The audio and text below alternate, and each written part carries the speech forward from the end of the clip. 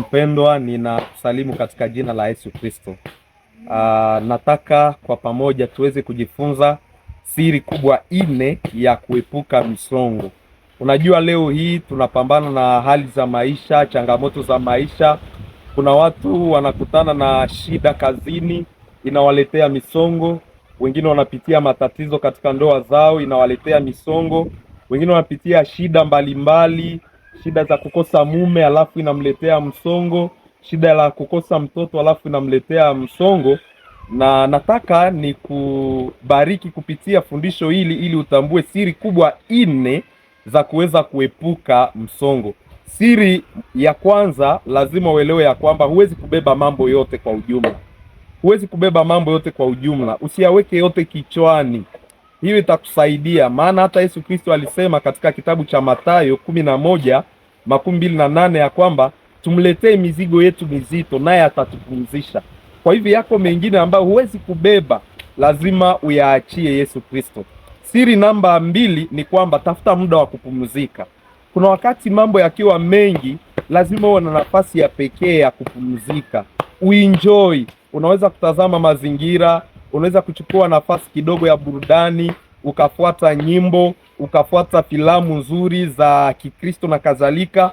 Muda wa kupumzika, wakati fulani unaweza kulala. Hiyo itakusaidia ili uweze kuepuka misongo, au wakati fulani misongo inapokuja ujue namna gani ya kuweza kuikimbiza.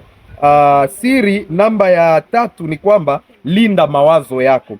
Linda mawazo yako. Wafilipi 4:8 Biblia inasema, hatimaye ndugu zangu, kweli yote yaliyo safi, fikirini maneno hayo. Linda sana moyo wako, usisumbue mawazo yako kufikiri mengi sana. Chunga moyo wako, weka ndani ya moyo wako mambo mazuri, mambo ya amani, mambo ya furaha, na hiyo itakusaidia. Na siri ya 4, mkabidhi Mungu kesho yako. Mkabidhi Mungu kesho yako. Unajua Mungu ndiye muweza yote. Kuna mengine ambayo wanadamu hawezi kusaidia. Ukitaka kufukuzwa kazini, umekosa mume, umekosa mtoto, huna hata kazi, mkabidhi Mungu, yote ataichukua na kuibeba. Bwana akusaidie. Unapogundua siri hizi 4, misongo unajua ni shida ambayo inawapeleka wengi hata kufa rafla, japokuwa mizigo ni mengi na hatuwezi kuyabeba yote.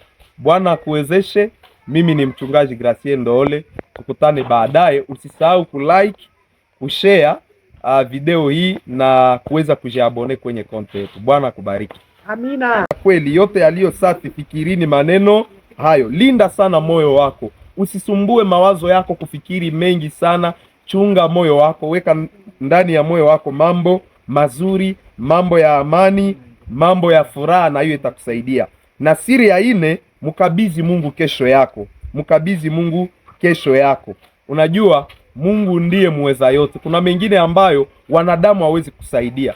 Ukitaka kufukuzwa kazini, umekosa mume, umekosa mtoto, huna hata kazi, mkabidhi Mungu, yote ataichukua na kuibeba. Bwana akusaidie. Unapogundua siri hizi 4, misongo unajua ni shida ambayo inawapeleka wengi hata kufa rafla, japokuwa mizigo ni mengi na hatuwezi kuyabeba yote. Bwana akuwezeshe. Mimi ni mchungaji Gratien Ndoole. Tukutane baadaye. Usisahau kulike, kushare video hii na kuweza kujiabone kwenye konti yetu. Bwana kubariki. Amina.